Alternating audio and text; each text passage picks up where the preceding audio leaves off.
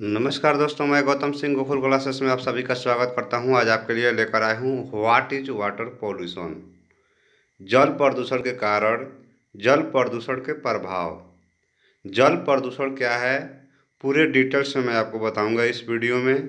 दोस्तों, अगर आपने अभी तक हमारे चैनल को सब्सक्राइब नहीं किया है तो प्लीज़ चैनल को सब्सक्राइब करें और बेल आइकन दबा दें ताकि अगले वीडियो का नोटिफिकेशन आपको मिलते रहेगा। तो चलिए दोस्तों, आपको बताते हैं जल प्रदूषण क्या है। जल प्रदूषण क्या है?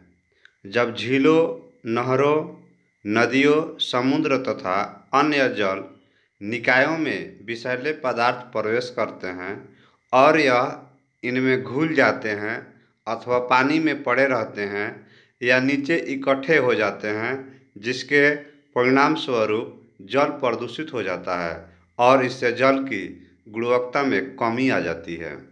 जल प्रदूषण जल जीवों के लिए अत्यंत महत्वपूर्ण तत्व है एवं यह जलमंडल में पोषक तत्वों के संचरण एवं चक्र में सहायक है। औद्योगिकरण, नगरीकरण एवं मानव जनसंख्या में तीव्र वृद्धि के कारण जल की मांग में तीव्र वृद्धि हुई है एवं गुणवत्ता में भारी गिरावट आई है। जल में स्वयं शुद्धिकरण की क्षमता होती है, परंतु जब मानव जनित स्रोतों से उत्पन्न प्रदूषण जल में सांद्रण इतना अधिक हो जाता है कि वह जल की स्वयं शुद्धिकरण की क्षमता से अधिक हो जाता है, तो जल प्रदूषित हो जाता है।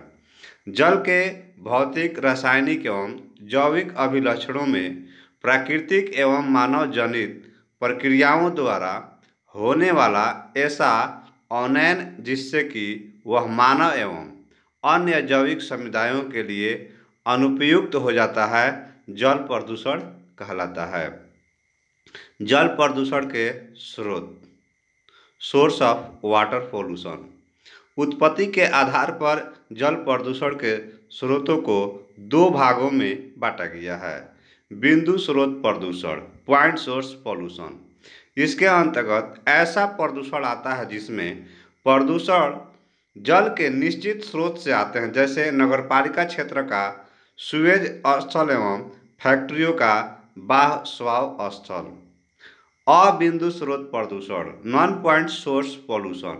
इसके अंतर्गत ऐसे प्रदूषण को शामिल किया जाता है जिसमें प्रदूषणों को बाह्य स्राव किसी पृथक स्रोत से नहीं होता है। इसमें प्रदूषण एक विस्तृत क्षेत्र से आते हैं। उदाहरण के लिए कह सकते हैं शहर के वर्षा का जल बहाव, कृषि क्षेत्र का बहाव, धोबी घाट, खुले में शौच, पशुओं के शव इत्यादि। बिंदु स्रोत प्रदूषण को उपयुक्त तकनीकी का प्रयोग कर नियंत्रित किया जा सकता है, किंतु अबिंदु स्रोत प्रदूषण को नियंत्रित करना कठिन है। जल प्रदूषण के कारण क्या है? घरेलू एवं औद्योगिक अपशिष्टों का जल स्रोतों में मिलना, कृषि में प्रयुक्त उर्वरक एवं खरपतवार मुक्त युक्त जल को नदी में मिलना, तेल अधिप्लवाव, रेडियो सक्रिय तत्व से युक्त रसायन का जलीय तंत्र तक पहुंचना, विद्युत ऊर्जा केंद्र से निकलने, उच्च तापयुक्त जल का जल स्रोत में निकास, नहाने और कपड़े धोने के लिए नदी जल का प्रयोग, तेल अधिप्लव। सागरीय क्षेत्रों में तेल टैंकरों के दुर्घटनाग्रस्त होने से, तेल रिसाव के कारण तथा तटीय क्षेत्रों में तेल खनन से फैले प्रदूषण के कारण प्लैंकटन मछलियां, समुद्री जीवों की मृत्यु हो जाती है। प्रत्येक वर्ष 10 करोड़ टन से अधिक तेल का परिवहन होता है तथा परिवहन के दौरान लगभग 6.01% तेल का रिसाव समुद्र में होता है। इस प्रकार प्रति वर्ष 2 लाख गैलन तेल सागरीय जल को प्रदूषित करता है। अंतर्राष्ट्रीय तेल पाइपलाइन में रिसाव से भी तेल अधिप्लाव की समस्या उत्पन्न होती है। तेल अधिप्लाव का प्रभाव क्या है? Effect of oil spill. स्थानीय उद्योगों पर प्रभाव। तेल अधिप्लाव का असर स्थानीय उद्योग पर पड़ता है, जैसे पर्यटन उद्योग, मत्स्य उद्योग, स्विमिंग एवं सेलिंग। हालांकि इसका प्रभाव सीमित समय तक रहता है। मानव स्वास्थ्य पर प्रभाव। समुद्री जलीय तेल से प्रभावित भोजन मनुष्य के लिए हानिकारक होता है। तेल अधिप्लाव क्षेत्रों में आग लगने से श्वसन, आँखों के रोग आदि समस्या उत्पन्न होती है। ऐसे क्षेत्र में रहने वाले लोग अस्थमा, गले में इन्फेक्शन, आँखों में जलन, माइग्रेन ईटीसी समस्या से ग्रस्त रहते हैं। जलीय पारितंत्र पर प्रभाव। तेल फैलाव और असर समुद्री वनस्पति पर पड़ता है। प्रवाल भित्तियों पर इसका सीधा प्रभाव पड़ता है। जलीय जीव जंतुओं पर इसका नकारात्मक प्रभाव पड़ता है। तेल अधिप्लाव के कारण प्रत्येक वर्ष लाखों प्रजातियां नष्ट हो रही हैं। इससे खाद्य श्रृंखला भी प्रभावित होती है। तेल अधिप्लाव नियंत्रण करने के उपाय क्या है? रासायनिक विधि। डिटर्जेंट का प्रयोग कर तेल को बुलबुले के माध्यम से वाष्पीकृत किया जा सकता है, परंतु इससे जलीय पारितंत्र पर नकारात्मक प्रभाव भी पड़ता है। भौतिक विधि क्या है? दहन प्रक्रिया द्वारा तेल को जलाकर 98% तेल अधिप्लाव को हटाया जा सकता है, परंतु इस तेल अधिप्लाव का स्तर की मोटाई कम से कम 9 मिलीमीटर होनी आवश्यक है। जैविक विधि क्या है? टेरी द्वारा विकसित आयल जैपिंग उपचार की एक विधि है। इसमें बैक्टीरिया का प्रयोग कर तेल अधिप्लाव को नियंत्रित किया जा सकता है। ये आयल जैपर बैक्टीरिया तेल में उपस्थित हाइड्रोकार्बन को खाकर उसे गैर हानिकारक कार्बन डाइऑक्साइड और जल में बदल देते हैं। यांत्रिक विधि क्या है? बूम। इसमें एक प्रकार की दीवार बना दी जाती है, सोरबेंटस। यह एक तरीका है जिसमें या तो अवशोषण या सोखने द्वारा तेल को हटाया जाता है। एस्कीमर।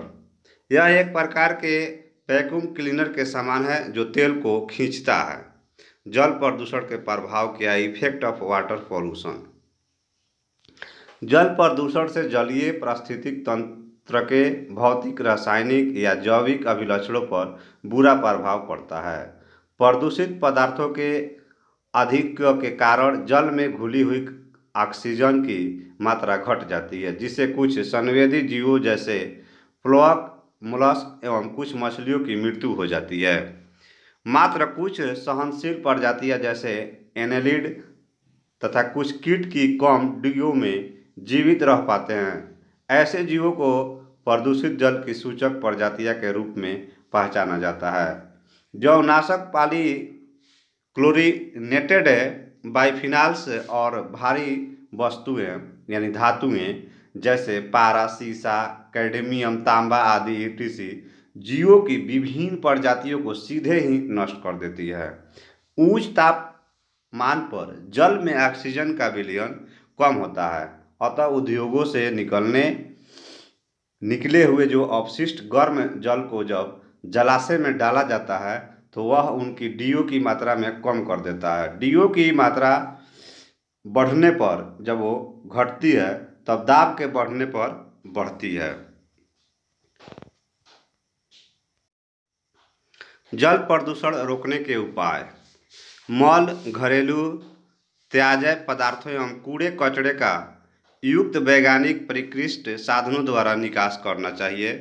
संदूषित वाहित जल के उपचार की विधियों पर निरंतर अनुशासन होते रहना चाहिए। विशिष्ट विषयों, विषाक्त पदार्थों को निस्पंद अवसादन एवं रासायनिक क्रियाओं द्वारा निकालकर बाह्य स्वाओं को नदी एवं अन्य जल स्रोतों में मिलाना चाहिए। कुओं, तालाबों एवं अन्य जल स्रोत के साधनों में कपड़े धोने, अंदर घुसकर पानी लेने, पशुओं को नहलाने तथा अन्य मनुष्य के नहाने, बर्तनों को साफ करने पर प्रतिबंध लगाना चाहिए तथा नियम का कठोरता से पालन होना चाहिए। कुओं, तालाबों एवं अन्य जल स्रोतों से प्राप्त जल की जीवाणु नाशक करना चाहिए। मानव को जल प्रदूषण के कारणों को, दुष्प्रभावों एवं रोकथाम की विभिन्न विधियों के बारे में जानकारी प्रत्येक स्तर पर देकर जागरूक बनाना चाहिए। पर्यावरण संरक्षण की चेतना का विकास पर्यावरणीय शिक्षा के माध्यम के द्वारा करना चाहिए। जल स्रोतों में इस प्रकार के मछलियों का पालन करना चाहिए जो कि जलीय खरपतवार की लक्षण करती हो। कृषि खेतों, बगीचे में कीटनाशक, जीवनाशक एवं अन्य रासायनिक पदार्थों, उर्वरकों को कम से कम उपयोग करने की उत्साहित करना चाहिए, जिससे कि यह पदार्थ जल स्रोतों में नहीं मिल सके और जल को कम प्रदूषित करे। तालाबों एवं अन्य जल स्रोतों की नियमित जांच, परीक्षण, सफाई, सुरक्षा करना आवश्यक है। दोस्तों, आपको ये वीडियो कैसा लगा? अगर आपको अच्छा लगा तो वीडियो को लाइक करें और चैनल को सब्सक्राइब नहीं किया तो प्लीज़ चैनल को सब्सक्राइब करें और बेल आइकन दबा दें ताकि अगले वीडियो का नोटिफिकेशन आपको मिलते रहेगा। थैंक यू दोस्तों। राधे राधे दोस्तों।